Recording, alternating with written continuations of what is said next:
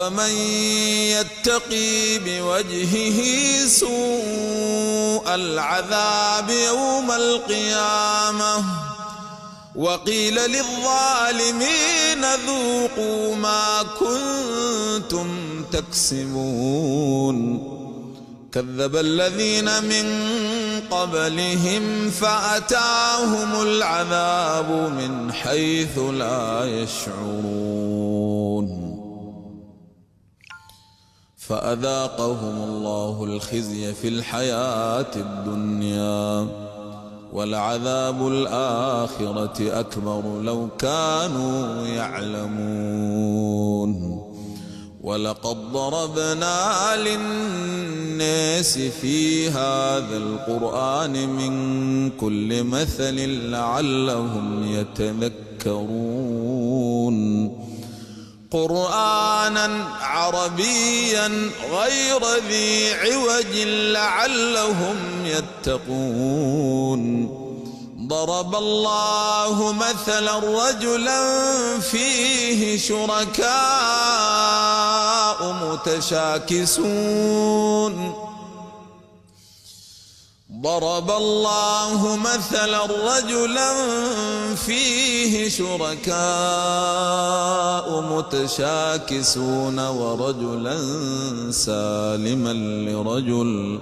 هل يستويان مثلا الحمد لله بل أكثرهم لا يعلمون إنك ميت وإنهم ميتون ثم إنكم يوم القيامة عند ربكم تختصمون فمن أظلم ممن كذب على الله وكذب بالصدق إذ جاءه أليس في جهنم مثوى للكافرين والذي جاء بالصدق وصدق به أولئك هم المتقون لهم ما يشاءون عند ربهم ذلك جزاء المحسنين ليكفر الله عنهم أسوأ الذي عملوا ويجزيهم أجرهم بأحسن الذي كانوا يعملون أليس الله بكاف عبده ويخوفونك بالذين من دونه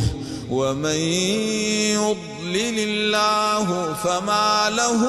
من هاد ومن يهد الله فما له من مضل أليس الله بعزيز ذي انتقام